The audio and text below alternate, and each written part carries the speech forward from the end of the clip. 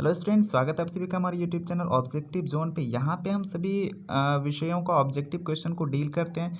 तो आज के इस वीडियो में हम क्लास 10th का केमिस्ट्री का जो फर्स्ट चैप्टर है रासायनिक अभिक्रियाएं एवं समीकरण, इसका जो सेकेंड पार्ट है वो लेके आए हुए हैं। आपका फर्स्ट पार्ट हम पिछले वीडियो में चढ़ाए हुए थे, तो यदि आप फर्स्ट पार्ट को नहीं देखे हैं तो आप जाके वहाँ पर देख लें, हम डिस्क्रिप्शन में इसका लिंक दे देंगे। तो चलिए आज के वीडियो में हम देखते हैं। आज का फर्स्ट क्वेश्चन है, चिप्स के पैकेट में कौन सी गैस भरी जाती है। काफ़ी आसान क्वेश्चन है कि चिप्स के पैकेट में कौन सी गैस भरी जाती है। आपका ऑप्शन है नाइट्रोजन, ऑक्सीजन, हाइड्रोजन और कार्बन डाइऑक्साइड। तो इसका राइट आंसर हो जाएगा ऑप्शन नंबर ए आपका, कि चिप्स के पैकेट में हम नाइट्रोजन गैस को भरा जाता है ताकि वो खराब ना हो सके। चलिए हम लोग आगे के क्वेश्चन में चलते हैं। सेकेंड क्वेश्चन है आपका, निम्नलिखित में कौन सा पदार्थ बिना ज्वाला के जलता है। आप ऑप्शन देख के इजीली इसको बता सकते हैं। आपका ऑप्शन नंबर फर्स्ट है मोमबत्ती, ऑप्शन नंबर सेकेंड है केरोसिन, थर्ड है मीथेन गैस और फोर्थ नंबर में है कोयला। तो ये काफ़ी आसान क्वेश्चन है कि बिना ज्वाला के, आप इसको देख भी सकते हैं, ये सारी चीज़ें आप अपने अगल बगल में देख सकते हैं। तो जो इसका राइट आंसर होगा वो होगा कोयला। आप देखते होंगे कोयला जब भी जलता है तो उसमें आप देखते होंगे ज्वाला नहीं निकलता है। तो इसका right answer question number option number D हो जाएगा, कोयला। चलिए हम लोग नेक्स्ट क्वेश्चन की तरफ चलते हैं। श्वसन और दहन किस प्रकार की अभिक्रिया है। आपका ऑप्शन है अवकरण अभिक्रिया, ऑक्सीकरण अभिक्रिया, उदासीनीकरण अभिक्रिया और ऑप्शन नंबर डी आपका वैद्युत अपघटन अभिक्रिया। देखिए, श्वसन हो या फिर दहन हो, ये दोनों अभिक्रियाएं आपका जो है ये ऑक्सीकरण अभिक्रियाएं हैं। इसको याद रखेंगे, ऑक्सीकरण अभिक्रिया। चलिए नेक्स्ट क्वेश्चन को देखते हैं। यदि समीकरण के बाएं और दाएं तरफ प्रत्येक प्रकार के परमाणुओं की संख्या समान हो तो यह कौन सा समीकरण होगा। देखिए, कहा जाता है यहाँ पे कि जो रासायनिक समीकरण हम लिखते हैं इसमें बाएं तरफ और दाएं तरफ यदि दोनों तरफ जितने भी प्रकार के परमाणु, जितने भी प्रकार के पदार्थ हैं उसमें परमाणुओं की संख्या यदि समान हो तो ये कौन सा समीकरण होगा। ऑप्शन है आपका संतुलित समीकरण, असंतुलित रासायनिक समीकरण या दोनों। इसके बाद ऑप्शन डी है इसमें से कोई नहीं। तो देखिए, जब दोनों साइड इक्वल हो परमाणु तो हम क्या करेंगे, ये आपका संतुलित रासायनिक समीकरण होता है। इससे आप संतुलित रासायनिक समीकरण का डेफिनेशन भी याद रख सकते हैं कि समीकरण के बाएं और दाएं तरफ प्रत्येक प्रकार के परमाणुओं की संख्या समान हो। चलिए हम नेक्स्ट क्वेश्चन की तरफ चलते हैं। क्वेश्चन नंबर 5, जिन अभिक्रिया में ऊष्मा का शोषण होता है उन्हें कौन सी अभिक्रिया कहते हैं। देखिए, ऑप्शन है आपका ऊष्माक्षेपी, ऊष्माशोषी, ए तथा बी दोनों, इसमें से कोई नहीं। तो यहाँ पे ऊष्मा का शोषण हो रहा है, आप देख सकते हैं ऊष्मा का शोषण हो रहा है। तो इससे भी आप याद रख सकते हैं कि वैसी अभिक्रिया जिसमें ऊष्मा का शोषण होता हो वो आपका ऊष्माशोषी अभिक्रिया होती है। तो ये आपका option number B right answer होगा। चलिए नेक्स्ट क्वेश्चन की तरफ चलते हैं। क्वेश्चन नंबर 6, रासायनिक अभिक्रियाओं को किस रूप में व्यक्त किया जाता है। ऑप्शन है आपका अणुसूत्र के रूप में, संकेतों के रूप में, समीकरणों के द्वारा और ऑप्शन नंबर डी है शब्दों के द्वारा। देखिए, इसमें से आप इजीली इसको सेपरेट कर सकते हैं कि इसका राइट आंसर क्या होगा, कि रासायनिक अभिक्रिया को जब भी हम व्यक्त करेंगे तो ये हम समीकरण के द्वारा करते हैं। ऑप्शन नंबर सी जो है आपका ये राइट आंसर है। चलिए नेक्स्ट क्वेश्चन की तरफ चलते हैं। क्वेश्चन नंबर 7, निम्नलिखित में से कौन ऑक्सीकारक नहीं हो सकता है। आपका ऑप्शन है option number A oxygen, chlorine, hydrogen और सल्फर डाइऑक्साइड। आप इसमें से देख सकते हैं आपका जो question number option number C है हाइड्रोजन, ये आपका ऑक्सीकारक नहीं होगा। ठीक है, नेक्स्ट क्वेश्चन की तरफ चलते हैं। क्वेश्चन नंबर 8, निम्नलिखित में कौन ऑक्सीकरण अभिक्रिया नहीं है। देखिए, यहाँ पे अलग अलग अभिक्रिया आपको दिया गया है, इसमें से सेपरेट करना है कि कौन सा ऑक्सीडाइजेशन रिएक्शन नहीं है, ऑक्सीकरण अभिक्रिया नहीं है। तो इसमें से ऑप्शन नंबर फर्स्ट है आपका भोजन का पचना, या फिर ऑप्शन नंबर सेकेंड दहन, फिर है अवक्षेपण और श्वसन। तो ऑक्सीकरण अभिक्रिया कौन नहीं है, तो ये क्या हो जाएगा अवक्षेपण। ऑप्शन नंबर सी जो है आपका ये अवक्षेपण जो है ये आपका ऑक्सीकरण अभिक्रिया नहीं है। चलिए नेक्स्ट क्वेश्चन की तरफ चलते हैं। ये काफ़ी अच्छा क्वेश्चन है। चूना पत्थर को गर्म कर चूना और CO2 कार्बन डाइऑक्साइड, ये 2 नीचे होगा आपका, CO2 गैस बनाने की अभिक्रिया को कौन सी अभिक्रिया कहते हैं। देखिए ये काफ़ी समझने वाला क्वेश्चन है कि चूना पत्थर CaCO3, इसको क्या किया जाता है, गर्म करने के बाद जब अलग होता है तो ये CaO और CO2 बनता है। तो मतलब एक पदार्थ दो अलग अलग पदार्थों में क्या हो रहा है, विभक्त हो रहा है।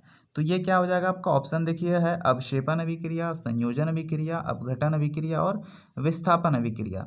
तो यहाँ पे आपका एक पदार्थ दो अलग अलग पदार्थ में बट रहा है या टूट रहा है, तो ये आपका हो जाएगा अपघटन अभिक्रिया, ऑप्शन नंबर सी।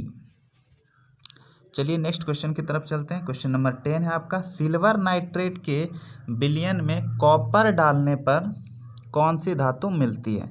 तो विलयन किस चीज़ का, सिल्वर नाइट्रेट का, इसमें कॉपर डाला जा रहा है। तो ऑप्शन है आपका आयरन, सिल्वर, तांबा और एल्युमिनियम। तो सिल्वर नाइट्रेट के विलयन में जब हम कॉपर डालेंगे तो हमको सिल्वर मिलेगा, option number B right answer है इसका। चलिए नेक्स्ट क्वेश्चन की तरफ चलते हैं। अम्ल एवं भस्म के बीच होने वाली रासायनिक अभिक्रिया को क्या कहते हैं। ये बहुत ही अच्छा क्वेश्चन है कि अम्ल एवं भस्म के बीच रासायनिक अभिक्रिया जो होती है उसको हम क्या कहते हैं।